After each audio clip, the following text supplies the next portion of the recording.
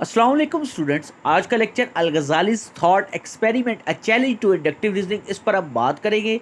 Basically students, inductive reasoning जो होती है जिसमें हम कंक्लूजन ड्रा करते हैं from specific to general.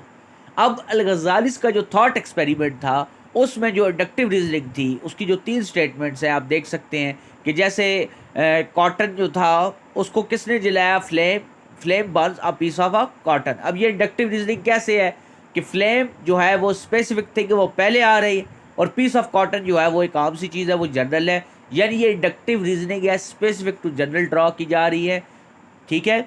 Secondly आप देख सकते हैं कि piece of cotton burns when kept near the flame. जब फ्लेम के करीब कॉटन के पीस आया तो वो जल गया। और थर्ड में आप कह रहे हैं कि जो कॉटन के पीस को जलाने की जो मेन काज थी वो आपका बर्निंग फ्लेम था।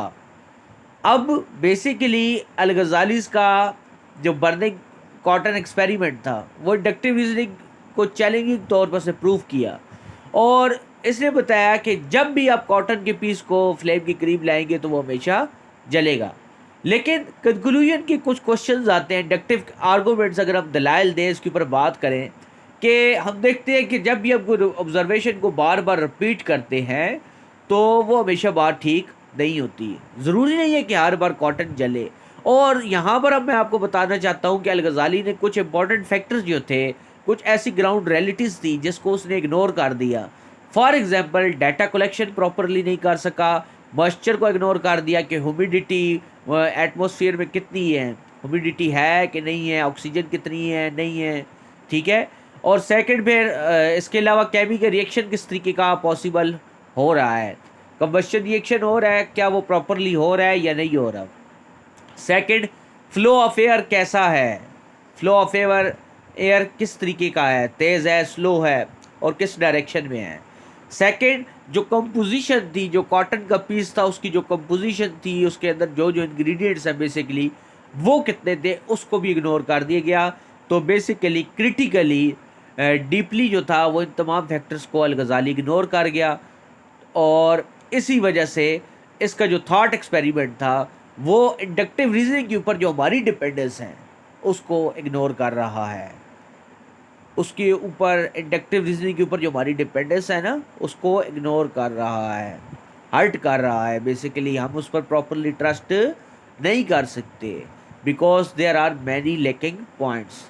जब तक उनको ओवरकम नहीं किया जा सकता तो क्रिटिकली हम ये चीज़ नहीं कह सकते कि इंडक्टिव रीजनिंग जो थी वो लॉजिकली अल-गज़ालीज़ का थॉट एक्सपेरिमेंट उसके ऊपर बेस करता है। तो basically importance of deductive reasoning भी हमारे पास बताता है कि डिडक्टिव रीजनिंग भी यहाँ पर होती है। Deductive reasoning student general to specific conclusion इसमें ड्रा की जाती है। तो ये था लेक्चर हमारा स्टूडेंट, जल्दी जल्दी मैं उसको रिकैप कर देता हूँ कि अल-गज़ालीज़ का जो थॉट एक्सपेरिमेंट था उसकी जो इंडक्टिव रीजनिंग की स्टेटमेंट थी कि flame burns a piece of cotton, the piece of cotton burns when kept near the flame, a burning flame is a cause of burning piece of cotton.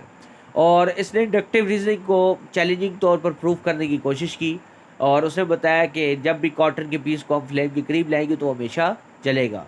तो inductive argument के तौर पर से ये बात की, लेकिन हमें ये बात बताता है, इंडक्टिव आर्गूमेंट्स कुछ बताते हैं जिस पर हम दलाइल दिए गए कि बार बार जब किसी भी ऑब्जर्वेशन को हम रिपीट करते हैं तो ये बात हमेशा सच नहीं होती।